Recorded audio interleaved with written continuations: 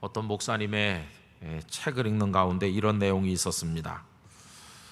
그분이 전도사가 되고 목사가 되기 전에 이제 교회에서 젊은 시절을 보낼 때 그 교회에서 일하시는 전도사님이나 목사님들을 볼 때 참 힘들겠다는 생각을 많이 했다고 합니다. 그리고 왜 힘들겠다는 생각을 했느냐 하면요, 저 전도사님 그리고 목사님들은 욕구를 참느라고 힘들겠다, 이런 생각을 많이 했다고 그래요. 아마 이분이 청년 시절에 여러 가지 일들을 많이 했던 것 같습니다. 예를 들면 교회 다니는 청년이면서도 친구들과 어울려서 술집에 가서 술도 많이 먹고 아마 그랬던 것 같아요. 그리고 술 깨면 이제 교회 와서 앉아 있는데 전도사님을 가만히 쳐다보면, 야, 나는 가서 술 먹고 싶을 때 술도 먹고 그러는데 저 전도사님은 술도 못 먹고 얼마나 힘들까, 이런 생각을 했다는 것입니다. 이런 식의 상상을 여러 가지를 하면서 저 목사님과 전도사님은 그 욕구를 억제하기 위해서 얼마나 힘들까, 그걸 참기 위해서 얼마나 노력을 많이 할까, 인간적으로 생각해 보면 참 안 됐다 하는 생각을 했다는 것입니다. 그런데 그랬던 이 청년이 나중에 하나님의 부르심을 깨닫고 그 본인이 전도사를 거쳐서 목사가 됐다는 것입니다.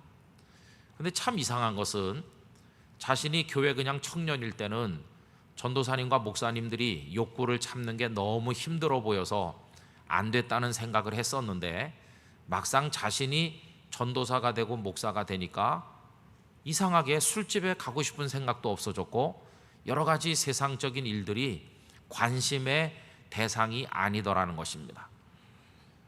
전도사 되고 목사 될 때 마음에 결정하기가 힘들었던 것은, 만약에 나도 술이 먹고 싶으면 어떻게 참나, 그거 참지 못해서 전도사 생활 못할 것 같은 두려움이 있었는데, 막상 전도사가 되고 나니까 술 마시러 가고 싶은 생각이 싹 사라졌다는 것입니다. 예를 들면 그런 것이고, 그것 말고도 인간적인 쾌락을 추구하고 싶은 욕구들이 전에 많이 있었는데, 그리고 그런 것들을 많이 하기도 했었는데 이제는 하고 싶은 생각 자체가 없어졌다는 것입니다. 그래서 대단히 중요한 거 하나를 깨달았노라고 써놓은 것을 본 적이 있습니다. 그분이 깨달은 게 뭘까요?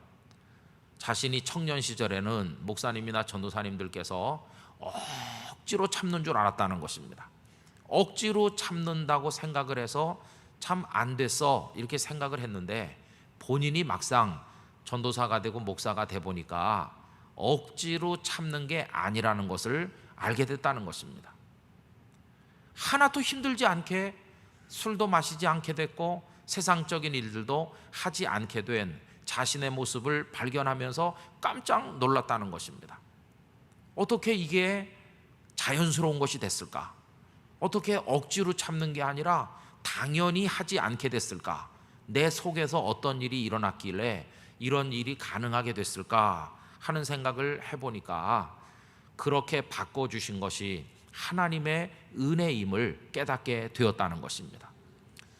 여러분, 우리가 신앙생활 하면서 억지로 참아가면서 하려면 못할 게 많을 것입니다.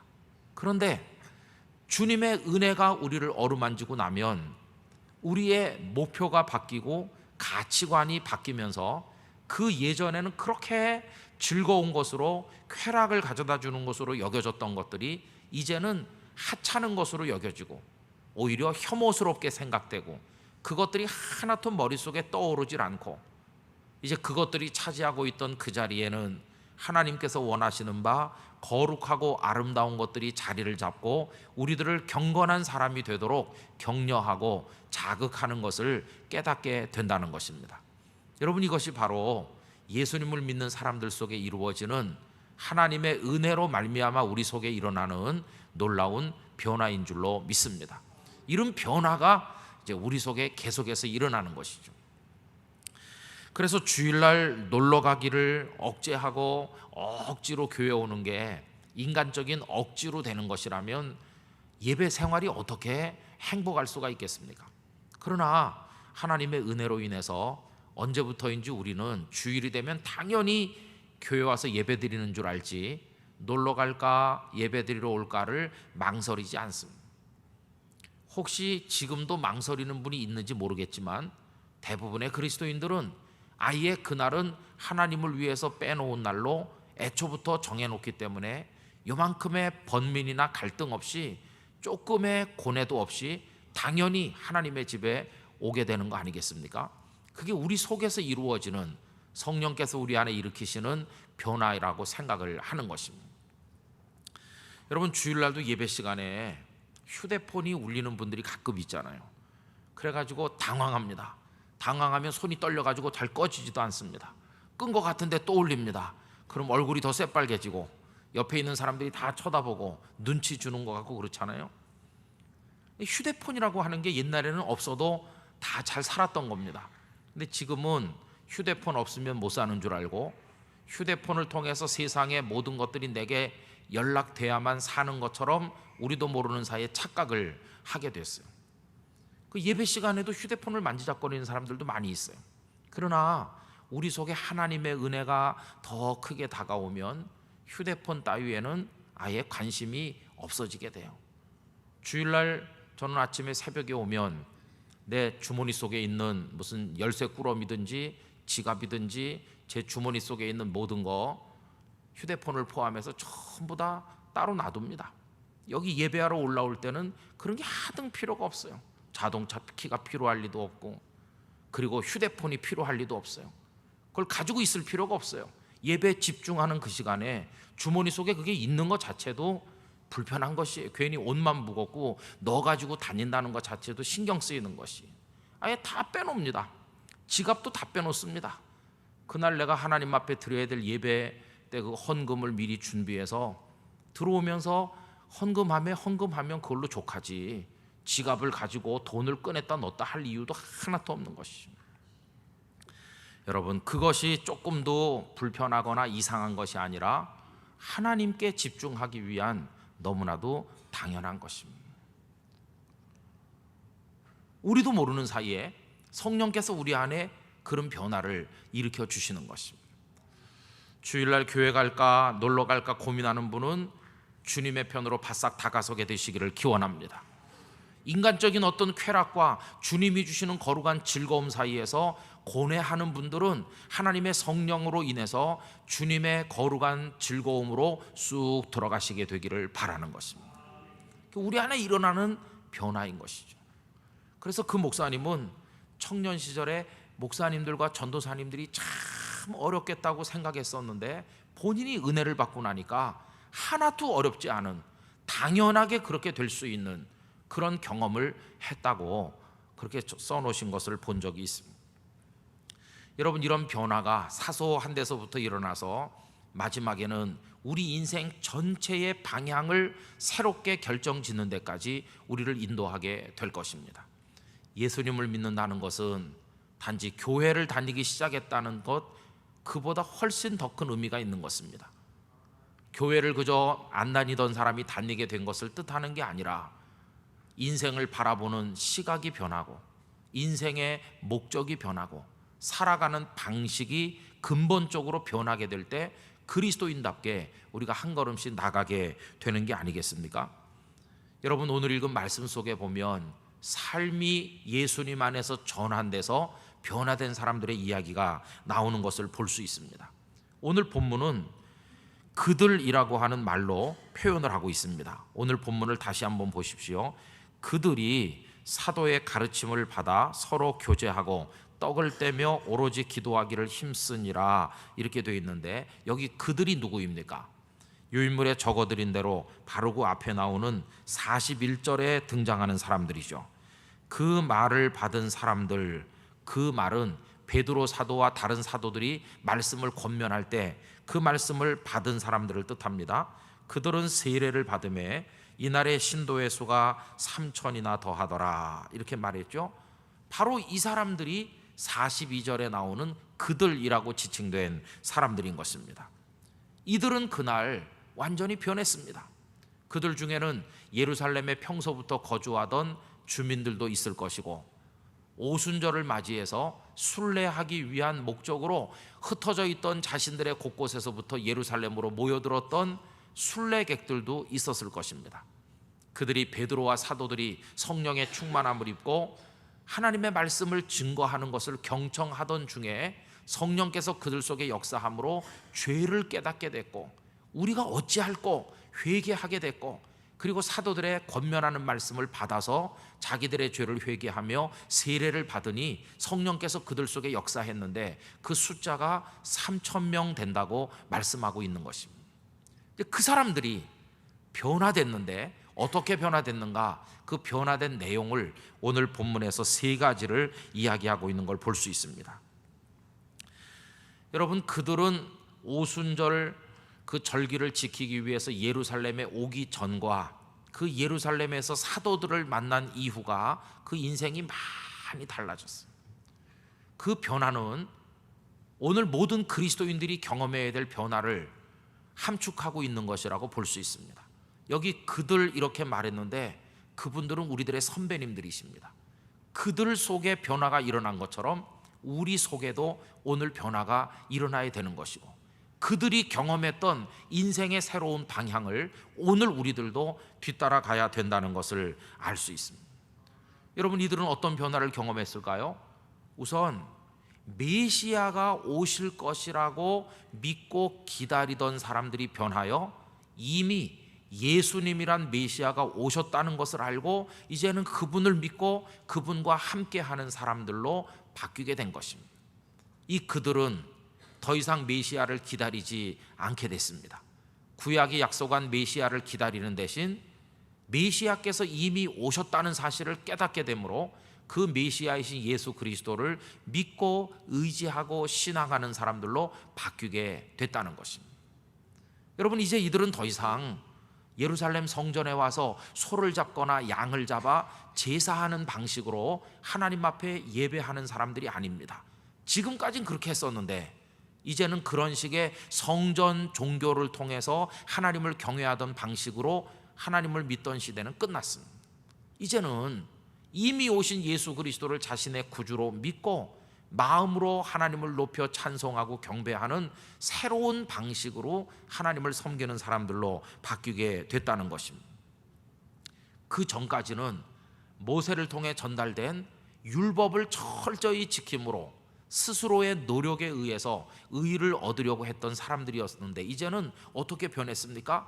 하나님의 은혜, 예수 그리스도를 통해 전달된 그 사랑의 은혜를 통해 죄가 용서됨을 믿고 이제는 주님 안에 거하는 사람들로 바뀌게 된 것을 볼 수 있습니다. 그 이전에는 율법을 잘 지키는 사람과 율법을 제대로 못 지키는 사람 사이에 갈등하면서 율법을 잘 지키는 사람들이 율법을 잘 지키지 못하는 사람들을 비판하고 정죄하는 그런 문화 속에 그들이 살고 있었지만 이제는 십자가 보혈을 통해 모든 회개하는 사람들의 죄를 한없이 용서하시는 그 하나님의 용서의 사랑 속으로 그들은 들어가게 되었다고 말할 수 있습니다. 또 그들은 이 눈에 보이는 로마 제국이라고 하는 세상 속에서 성공하고 출세하는 것이 인생의 목표였던 사람들이었지만 이제는 변하기를 하나님의 나라를 바라보며 하나님 앞에 인정받기를 소망하는 사람들로 그들의 삶의 목표와 가치관이 완전히 변하게 됐다는 것입니다. 이것이 그 세례받은 3,000명 속에서 일어난 변화였다면 그 변화가 오늘 저와 여러분 속에서도 일어나야 될 줄로 믿습니다. 오늘 우리들의 문제는 뭐냐 하면 그냥 교회를 다니는 데서 끝날 때가 많다는 것입니다. 교회는 다니는데 생각은 바뀌지 않아요. 교회는 다니는데 삶의 습관도 달라지지 않아요. 교회는 다니지만 성정 자체가 변화되지 않았어요. 여전히 불같고 여전히 자기중심적이고 여전히 다른 사람 무시하고 여전히 이기적이라면 이건 그냥 교회를 다니는 사람이지 변화된 그리스도인은 아닌 게 아니겠습니까? 그리고 교회는 다니지만 하나님의 나라라는 가치를 따라 그 하나님의 나라를 위해 헌신하는 삶을 사는 게 아니라 여전히 세상의 나라 속에서 이름 석자를 내는 일에 모든 걸 걸고 산다면 그 사람은 아직 변화된 그리스도인은 아닌 것입니다.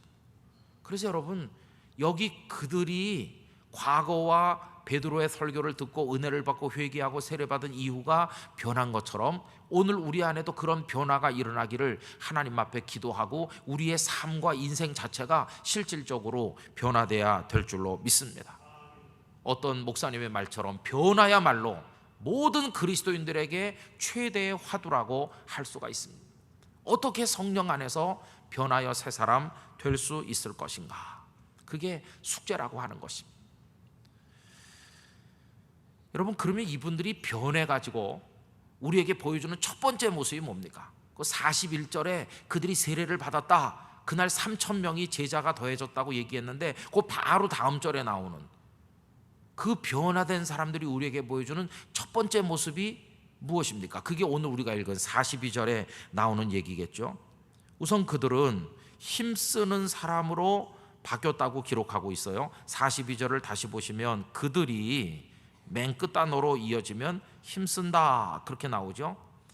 여러분, 이 힘쓴다는 프로스 카르테레오라는 헬라어 단어는요, 충성한다는 뜻이 있습니다. 충성한다. 또 한 곳에 계속 머무른다는 뜻도 있습니다.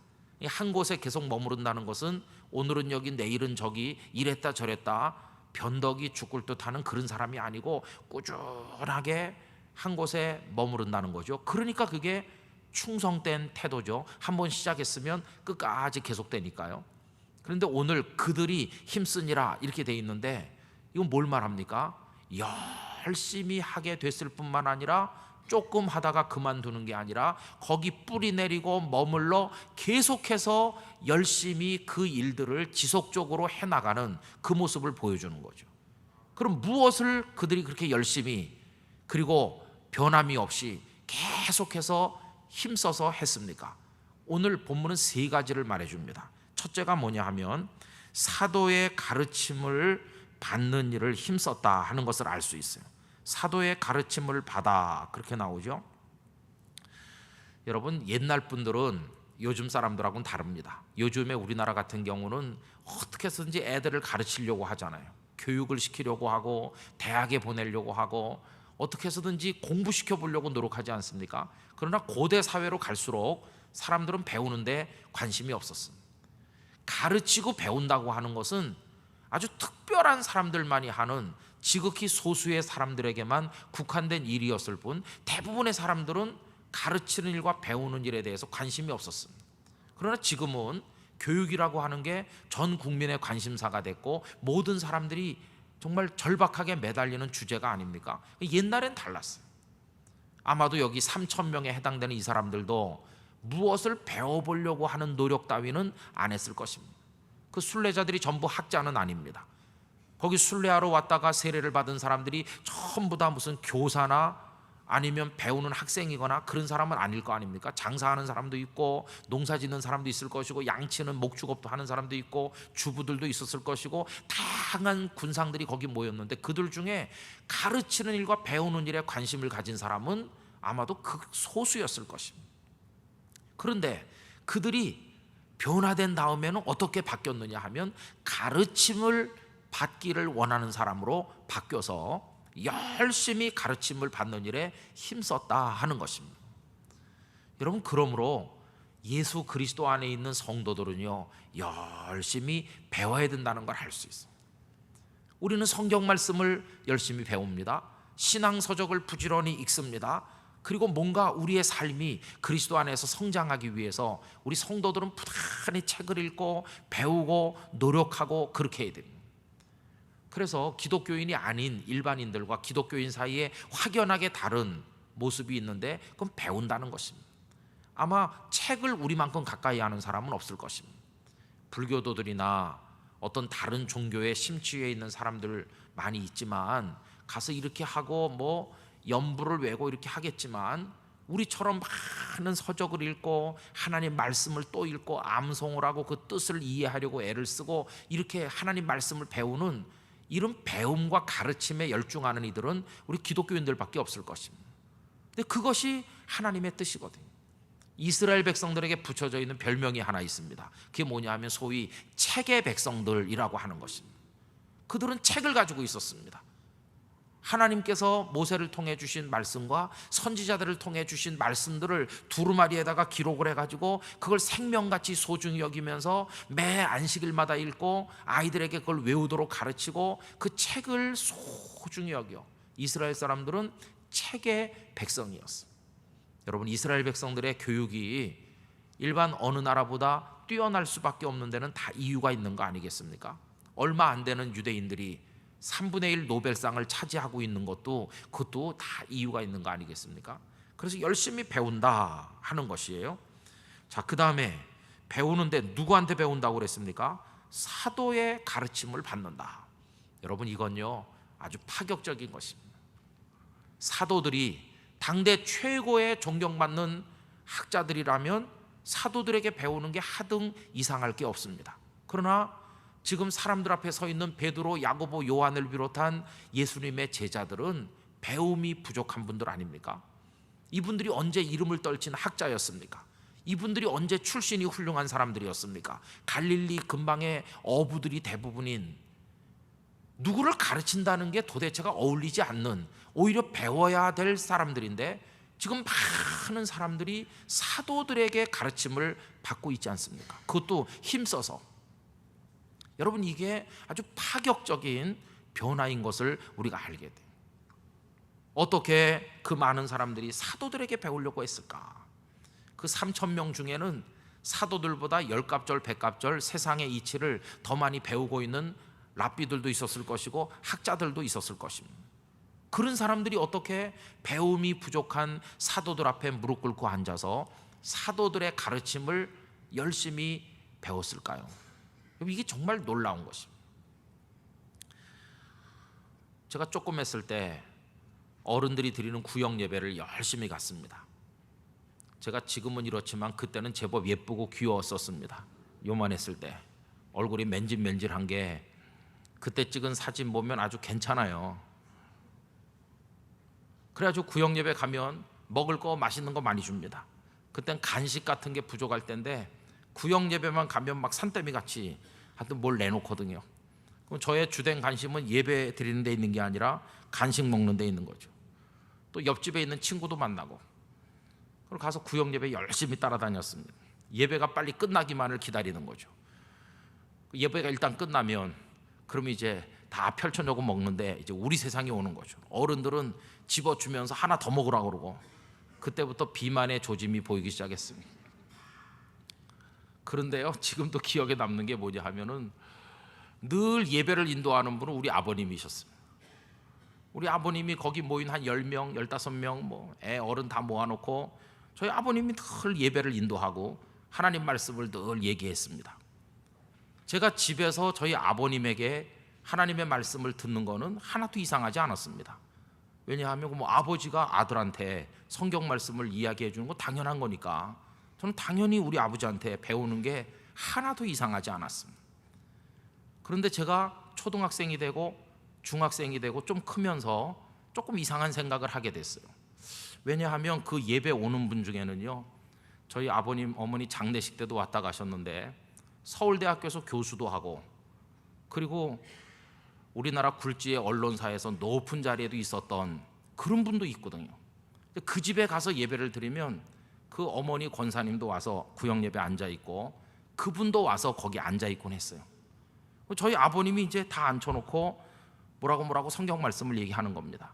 근데 제가 잘 이해가 안 됐던 게 저희 아버님은 배운 게 별로 없으시거든요. 옛날에 평양에서 4살 때 아버지를 잃고 할아버지 밑에서 크는데 할아버지는 학교 다니는 걸 반대했거든요. 우리 할아버지는 옛날 분이 되셔서 애들 학교에 보내면 버린다 이렇게 생각했습니다.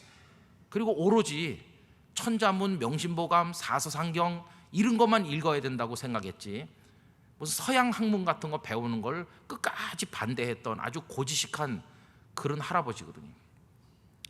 그러니까 저희 아버님께서 아버지를 4살에 잃고 불쌍하게 되셔서 할머니, 할아버지한테 이제 가서 성장을 하는 거죠. 저희 아버님의 어머니는 그 밑에 동생을 데리고 제가 해서 갚버리셨다고 그래요. 졸지에 저희 아버님 고아가 되셨거든요.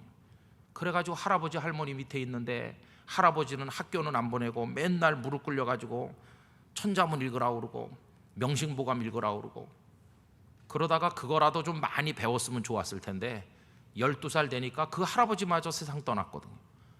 그러니까 이제 할머니 생계부터 해서 모든 생계를 우리 아버님이 이제 책임져야 되는 거죠. 언제 학교 다니고 언제 공부하겠습니까? 저희 아버님 말씀 들어보면 내가 언제 한글을 배웠는지 아느냐? 한글은 교회 안 다녔으면 내가 못 배웠을 거다. 교회 갔더니 교회에서 성경을 읽으려면 한글을 알아야 된다고 그러면서 선생님들이 한글을 가르쳐줘서 내가 거기서 그때 국문이라고 그랬는데요, 국문을 깨쳤고.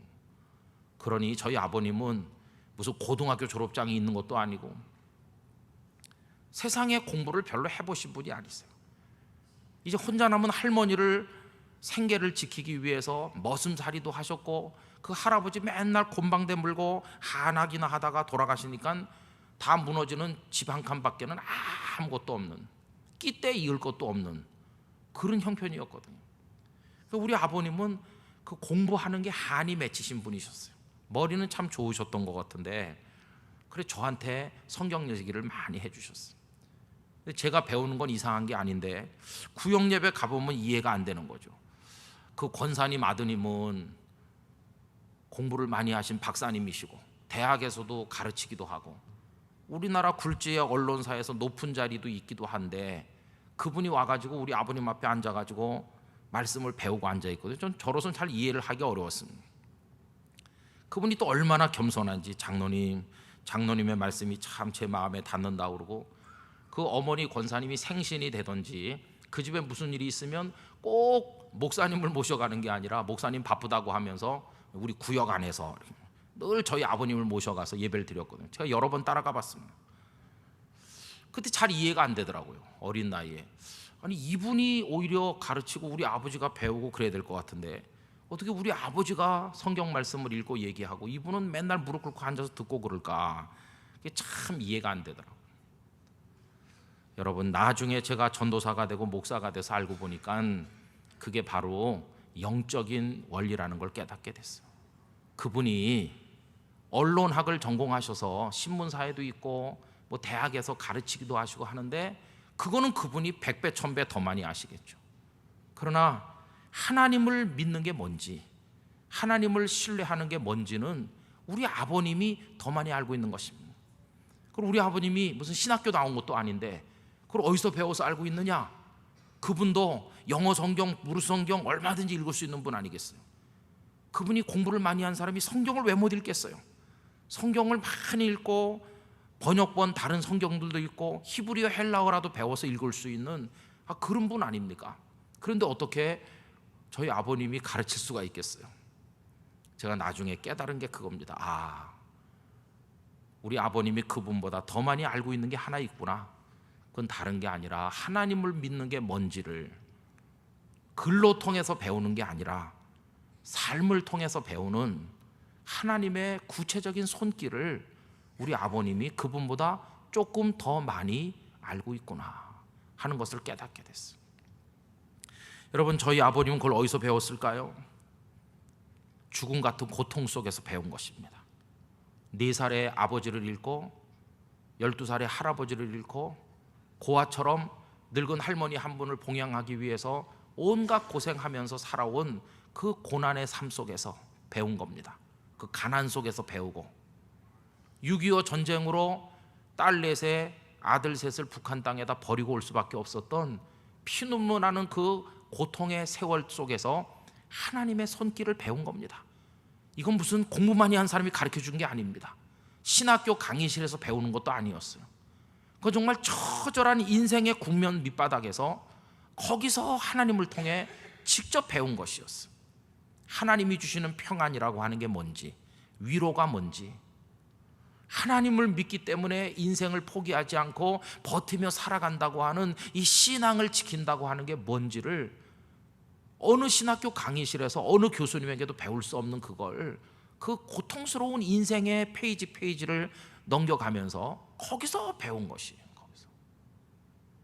그러니까 이 훌륭한 분도 그거를 배운 적은 없거든요. 저희 아버님 무슨 성경을 뭐 히브리어 헬라어를 설명하겠습니까? 예배 드리는 거 가서 들어보면 성경 몇 절 읽으시고, 그리고는 하나님께서 우리의 삶 속에 어떻게 역사하시는지 당신 살아온 얘기도 하시고 인생 속에서 보고 들은 얘기를 하면서 그 말씀을 하는 것이죠. 그래서 제가 그분을 귀하게 생각합니다.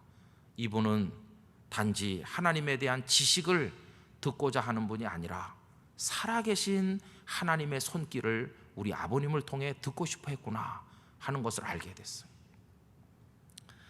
여러분, 그래 우리 아버지 어머니께서 부산에 오신 다음에도 그분들이 전화하고 또 생신마다 서울에 계실 때도 챙겨드리고 꼭 아들같이 며느리같이 그 내외께서 그렇게 하셨어요. 다 그게 이유가 있었구나. 여러분, 오늘날은요 누구와 누구를 가르칩니까? 오늘날 문제는 이겁니다. 이분들은 사도들에게 배웠잖아요. 사도들은 학식이 없다고 그랬잖아요. 사도들이 가진 것은 예수님과 함께 있었다는 그거밖에 없잖아요. 그거 가지고 사도들 자신보다 훨씬 더 지식이 많고 전문적인 경험을 가진 사람들을 지금 가르친 거 아닙니까? 그래도 사람들은 사도들을 향해 거부하거나 손가락질하지 않고 그 말씀을 열심히 힘써서 배웠거든요. 왜냐하면 이 사도들은 자신들로서는 알 수 없는 주님의 그 놀라운 능력과 주님의 말씀을 직접 듣고 체험했던 산 증인들이니까. 사도들에게서 배우지 않으면 다른 데서는 배울 수가 없으니까. 그래서 사도들에게 배운 것입니다. 풍랑이 일던 바다를 잔잔하게 하신 그 예수님의 이야기를 우리가 지난 주일 낮에도 생각했는데요, 그걸 여기 순례하러 오순절날 왔다가 설교를 듣고 세례를 받으니 3,000명이 어떻게 알겠습니까? 그러나 베드로는 다를 것입니다. 여러분, 우리가 그 배를 타고 갈릴리 바다 한복판에 갔을 때 다 본인이 겪은 얘기를 하는 거예요. 내가 그분을 3번이나 모른다고 말했던 얘기, 그리고 디베랴 바닷가에 오셔서 생선을 구워 먹게 하시면서 내가 나를 사랑하느냐 물으시던 그때 그 얘기, 직접 경험한 우리 주님의 이야기를 베드로는 생생하게 얘기하는 거예요. 베드로나 야고보나 요한 같은 사도들에게서 배우지 않으면 대제사장에게 가도, 당대 최고의 랍비인 사도 바울의 스승인 가말리엘에게 가도 누구에게서도 배울 수 없는 거, 사도들만이 가르칠 수 있는 거, 그게 그들에게는 소중한 진리였어요. 그걸 배우고자 했어요. 근데 오늘 우리는 뭘 배우고자 합니까? 그때 그들이 배우고자 하는 건 바로 예수님에 관한 거였어요. 살아계신 예수님, 지식적으로 터득한 예수님이 아니라 실질적으로 삶 속에 임하셔서 역사하셨던 그 능력의 예수님, 그걸 배우고자 했어요. 근데 오늘 우리들은 교회에서 그냥 성경책에 쓰여져 있는 이야기거리로서의 예수님이거나 지식으로서의 예수님을 배우는 것으로 다 배운 것처럼 착각할 때가 많다는 것입니다. 그래서 나도 성경 몇 번 읽어봤어 이렇게 말하는 사람 많습니다. 아직도 자신의 삶 속에 역사하시는 살아계신 하나님을 경험하지 못했으면서도 성경 몇 번 읽으면 예수님을 다 아는 것 같이 말해요. 죽음 같은 절망의 그 고통 속에서 우리를 이렇게 세워주시는 예수님을 경험하지 않은 사람이라면 아직 예수님을 배웠다고 말할 자격이 없는 게 아니겠습니까? 우리가 주일날 설교를 들을 때도 저 목사가 성경 말씀을 잘 설명하는구나, 그러면 설교를 잘하는 거겠습니까? 저 같은 목사도 문제죠. 성경에 이렇게 쓰여져 있다는 얘기는 사실은 안 해도 되는 거죠. 왜냐하면 교우님들도 읽으면 다 아는 거 아닙니까? 여러분, 이 얘기는 이런 얘기입니다, 다 아는 얘기를 반복하는 설교는 할 필요가 없죠. 그러면 그 다 알고 있는 이 본문을 근거로 뭘 말해야 될까요? 살아계신 하나님의 놀라운 능력과 그 역사를 내 삶에서 체험하고 우리 삶에서 체험하는 그거를 이야기할 수 있을 때 그 설교가 이게 살아있는 설교인데 우리 그걸 잘 못하죠. 전하는 저 같은 사람도 잘 못하고 배우는 교우들도 그걸 배울 생각을 안 할 때가 많으니까 많은 교회가 뭔가를 말하고 뭔가를 듣긴 하지만 그 속에 살아있는 예수님이 확 전달되는 일이 없는 거죠. 그러니까 뭘 많이 듣긴 들었는데 나갈 때는 또 공허하고, 이게 오늘 우리들의 영적인 한계라는 생각이 들 때가 많이 있어요. 저는 저나 여러분들이나 살아계신 주님을 배우길 원합니다. 성경 지식을 배우는 게 아니라 그때 역사하셨던 그 주님, 오늘도 살아계시고 오늘도 내 속에서 역사하시는데 그 주님을 우리가 부지런히 배워야 되는 거죠. 누구에게서? 학위가 있는 사람에게서? 유명한 사람에게서? 아니요, 그 주님을 삶 속에서 직접 경험하고 직접 은혜를 받고 그 주님 때문에 기뻐하며 살아가는 우리 주변의 훌륭한 믿음의 동료들을 통해서 배우는 것입니다. 그리고 내 스스로가 이 말씀 앞에 무릎 꿇고 내 삶 속에서 직접 배우게 해달라고 눈물로 기도하면서 그 주님의 광대하심과 그 섬세한 사랑을 우리가 하나하나 체험해 나갈 때, 이런 거였어. 주님의 사랑은 이런 거야. 주님의 말씀은 이런 거지.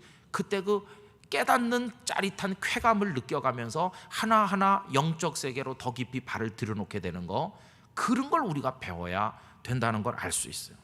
그 사도들은 그걸 가르치는 거죠. 대제사장들도 못 가르치고 서기관도 못 가르치는, 사도들만이 체험했고 사도들만이 이야기해 줄 수 있는 바로 그거, 살아계신 예수님, 그걸 가르치고 사람들은 그걸 이제 배우는 것이었어요. 그래서 여러분, 우리가 누구한테 배울 때요, 그 사람의 출신이나 그 사람의 무슨 학식 같은 것에 너무 초점을 맞추면 안 됩니다.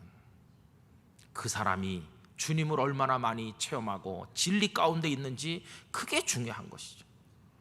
그래서 이제 교회 목사님들도 보면 이제 막 30이 돼가지고 갓 안수받은 분들도 있잖아요. 우리 교회도 여러 부목사님들 계시지만 우리 교회 부목사님들은 제가 목사 됐을 때 비하면 다 늙은 목사님들이세요. 우리 교회 부목사님들 다 30대 후반 40이 넘었잖아요. 여러분들이 볼 때는 우리 부목사님들이 젊은 목사님 같지만 제가 목사 됐을 때 비하면 늙은 목사님이라니까요. 저는 30살에 목사 됐거든요. 30살. 그리고 부목사 하니까 얼마나 웃겼겠어요.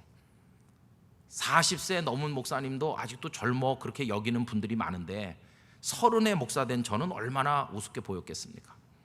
애때잖아요, 그죠? 애때고 보잘것없죠. 아는 것도 없고.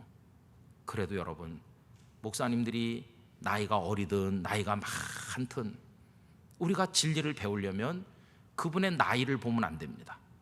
그분이 공부를 많이 했는지 안 했는지 그게 중요한 게 아닙니다. 그 설교자 속에 살아있는 주님의 그 모습이 그게 중요한 것입니다.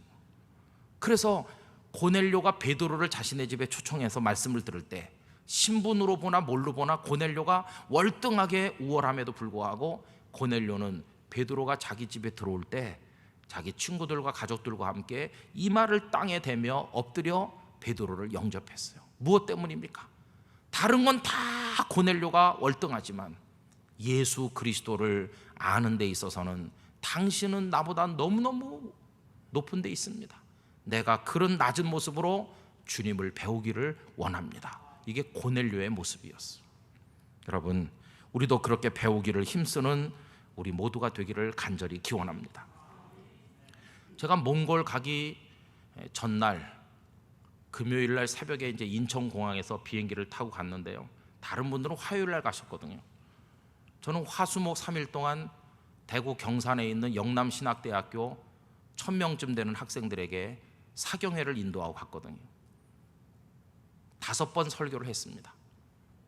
그리고 이제 오후 4시쯤 끝나서 6시쯤 집에 와서 보따리를 싸가지고 허 목사님이 저를 노포동에 밤 10시에 태워다 줘가지고 밤새 가는 야간 버스를 타고 새벽에 인천공항에 내려서 그 제일 새벽에 출발하는 비행기 타고 이제 몽골에 갔거든요.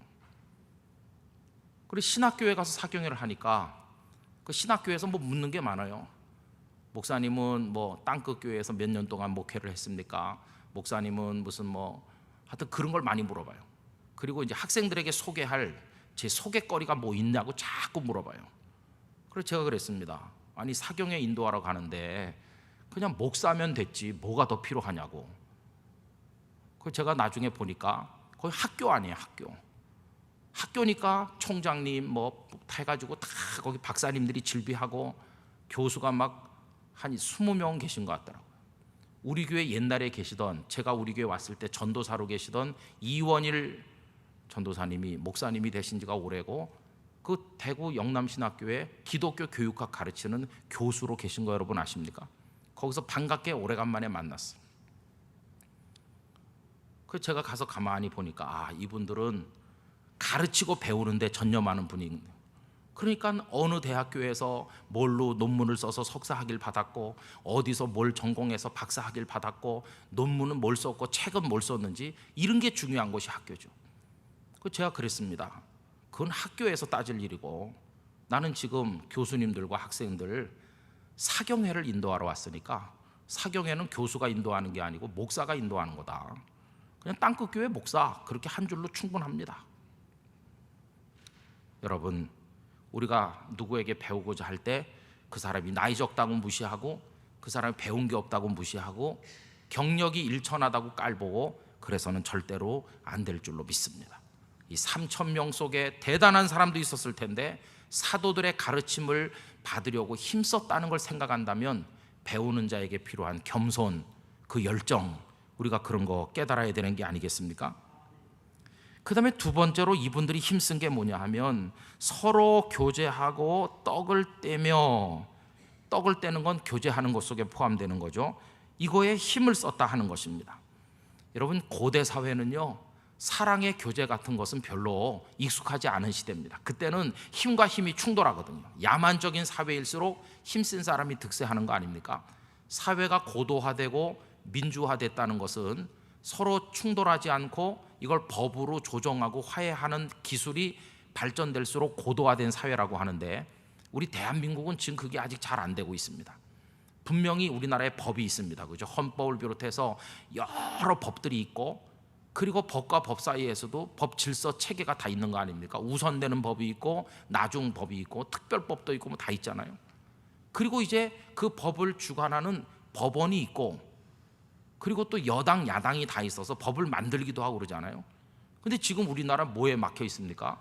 그 세월호 특별법이라고 하는 것에 발목을 잡혀 있어요. 그래가지고 직접 충돌하죠. 청와대와 유가족이 서로 지금 충돌하기 직전 아닙니까? 여당과 야당도 충돌하고 극단적으로 단식하고 그러면서 물리적 방법으로 뭔가 해결해 보려는 게 우리 대한민국이니까 우리나라는 아직 고도화된 민주사회는 아닌 것입니다. 사회적 갈등을 부딪히는 것 외에는 해결하는 기술이 너무나 부족해요. 사회가 성숙했다는 것은 기존에 있는 법들과 또 여러 사회 구성원들 사이에 좋은 의견 도출이 돼서 합리적인 어떤 결론에 이르렀을 때 내 마음에 안 들어도 합의도 하기도 하고 마음을 모아주기도 하고, 그러면서 분쟁과 갈등을 조절해 나갈 수 있을수록 그게 발전된 사회인데, 우리 대한민국 사회는 아직 그런 거에 좀 미숙한 것 같습니다. 이걸 누가 해결할 수 있을는지 참 알 수가 없어요. 마주 바라보면서 달려오는 고속 열차와 같아요. 결과는 뻔한 거 아니겠습니까? 이렇게 충돌하면 결국 누군가는 죽든지 무슨 일이 벌어져야 끝나는 것이죠. 참 불안한 우리 정세라고 말할 수 있어요. 옛날로 갈수록 물리적 충돌이 심했습니다. 그 옛날은 칼 든 사람이 칼 없는 사람한테 이기는 거고, 긴 칼 가진 사람이 짧은 칼 가진 사람한테 이기는 거죠. 그게 고대 사회의 모습이에요. 그때는 무슨 분쟁을 조절한다든지 화해한다든지 사랑한다든지 같이 교제한다든지 그런 기술이 아주 영 뒤떨어졌을 때예요. 그런데 이분들은 참 놀랍잖아요. 교제하고 떡을 떼는 일에 힘을 쓴다. 여러분, 거기 3,000명 속에 신분의 차이로 말하면 대단한 사람부터 밑바닥 인생까지 다양하게 있었을 텐데, 다 같이 모여서 교제하고 떡을 떼는 이 모습은 가히 예루살렘 주민들에게는 충격으로 다가왔을 겁니다. 다 미친 게 아닌가? 아마 그런 생각했을 겁니다. 그때 교제라는 것은 그저 유유상종 수준에 머무는 교제니까요. 같은 수준에 있는 사람끼리, 돈이 있으면 돈 있는 사람끼리, 없으면 없는 사람들끼리, 높으면 높은 사람들끼리 자기들끼리 소수가 나누는 교제일 뿐, 그 나머지 사람들하고는 대립하고 갈등하고 진압하고 죽이고 그러는 거지.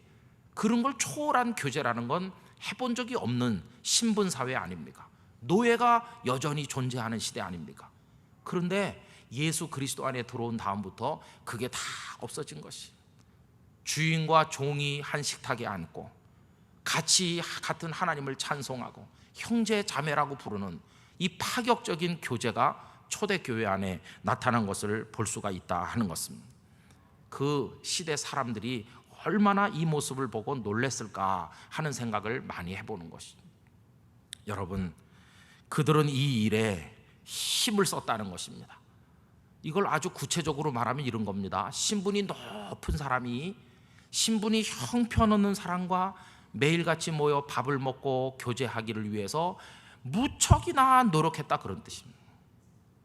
그렇죠? 돈이 엄청나게 많은 부자가 끼때도 못 잇는 가난한 사람들과 함께 그 가난한 사람들이 먹는 떡을 같이 먹기 위해서 힘을 썼다는 겁니다.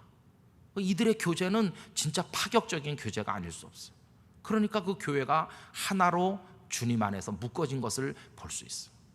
오늘의 우리 교회는 어떻습니까? 우리 자신은 교회 생활을 어떻게 합니까?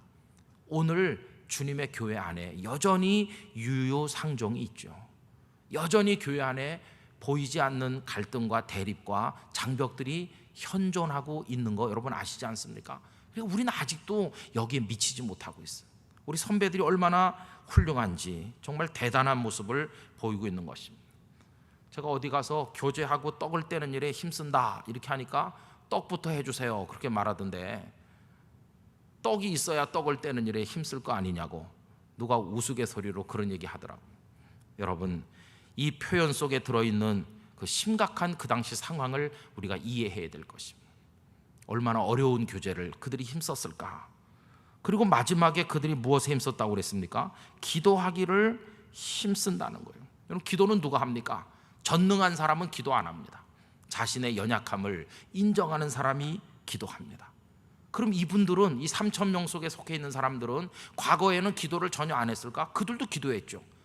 구약의 여호와 하나님을 믿는 사람들이니까 그 전에도 여호와 하나님께 기도를 했을 거예요. 근데 문제는 어떻게 변했을까요?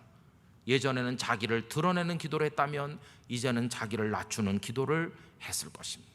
예수님의 바리새인과 세리의 비유에 나오는 것처럼 바리새인의 기도가 어떠합니까? 손을 들고 하늘을 바라보며 나는 저 세리처럼 살지 않고 금식하고 11조를 드리고 이런 식으로 자기 과시 기도를 하지 않았습니까? 그러나 이제는 이들의 기도는 바뀌었습니다. 가슴을 치며 주님, 저는 죄인입니다. 저는 연약합니다. 과거의 기도는 자기 성공과 출세를 위한 기도였다면 이제 그들의 기도는 하나님의 나라가 이 땅에 도래하고 이 많은 사람들에게 생명의 복음이 어떻게 효과적으로 전달될 수 있을는지, 그리고 자기 자신이 어떻게 그 복음 증거의 역사 속에 쓰임받을 수 있을 것인지, 그로 인해서 당하는 핍박과 환난을 어떻게 견뎌나갈 수 있을 것인지 그 능력을 얻기 위한 기도, 그런 기도를 이분들이 힘썼다, 그렇게 우리에게 말씀하고 있는 것입니다. 그래서 여러분, 오늘 읽은 이 42절 한 절은 아주 짧은 한 절 말씀이지만 이 속에 그 변화된 사람들이 보이는 변화의 방향이 고스란히 함축되어 녹아있는 걸 볼 수 있어요. 사도들의 가르침을 받는 일을 힘을 쓰고, 그리고 교제하며 떡을 떼는 일에 힘을 쓰고, 그리고 기도하는 일에 힘을 썼다는 것입니다. 아까 서두에 말씀드리기를 힘쓴다는 건 조금 하다 그만두는 게 아니고 충성하는 건데 한 군데 머물러 계속해서 그렇게 하는 거라고 하지 않았습니까? 그러니까 사도의 가르침을 받는 일을 지속적으로 계속 열심히 하고, 교제하며 떡을 떼는 일을 지속적으로 계속 열심히 하고, 그리고 기도하는 일을 지속적으로 계속해서 열심히 했다는 것입니다. 이들이 그날 세례받고 한 번만 그렇게 하고 흩어졌다면 예루살렘 공동체가 형성되지 않았을 것이, 금방 흩어지고 말았을 것입니다. 그러나 그 다음 날도 모이고 그 다음 날도 모이고 계속 힘쓰고 계속 힘쓰면서 그 사이에 그들을 묶어주는 사랑의 끈이 만들어지고 어떤 결속력이 생기면서 나머지 사람들과는 확연히 구분되는 하나의 공동체가 떡하니 거기 생긴 것이죠. 예루살렘 성전과 대비되는 무슨 또 다른 건물을 하나 지었고 그 건물에 모여 있기 때문에 눈에 보이는 게 아니라, 그들은 건물도 없고 모이는 장소도 따로 없었지만 그 삶 자체가 나머지 주민들하고는 확연하게 구분되기 때문에, 아, 저 사람들은 예수 믿는 사람들이다. 저 사람들 안에는 조직과 제도가 있고 그들 사이에 끈적끈적한 정이 있고 우리들하고는 다르다. 예수쟁이들로 여겨지는 어떤 공동체가 거기 형성되니 그게 바로 초대 예루살렘 교회가 된 것이었어요.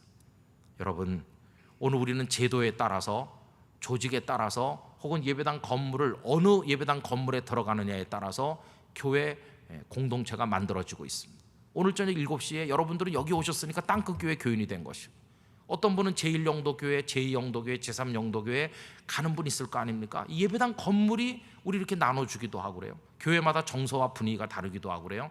근데 여기 교회는 그런 교회가 아니었어요. 이분들의 교회는 오늘 말씀드린 그런 영적인 것들로 인하여 구별되는 거룩한 교회였던 것입니다. 오늘 우리가 가진 거, 그분들은 못 가진 게 많았습니다. 그러나 그분들이 가지고 있던 거, 그 필수적이고 핵심적인 거, 그걸 오늘 우리는 못 가지고 있는 경우가 너무나 많습니다. 그래서 오늘 예배당 건물도 있고 훌륭한 교회 법들도 있고 다 가진 것처럼 보이지만 우리가 영적으로 강한 힘을 가지지 못하고 사단 앞에 허우적될 때가 너무나도 많은 게 아닌가, 이런 생각이 드는 것입니다. 저는 오늘 나오신 여러분들이 사도의 가르침을 받던 그분들처럼 진리를 배워 진리의 검을, 말씀의 검을 드는 분들이 되시기를 축원합니다. 우리 땅끝 교회 안에 사랑의 교제가 더 무르익게 되기를 기원합니다. 그리고 기도하는 일에 힘쓰시기를 진심으로 기원합니다. 하나님의 능력으로 무장하고 영적 싸움에 승리하기를 다시 한번 기원합니다.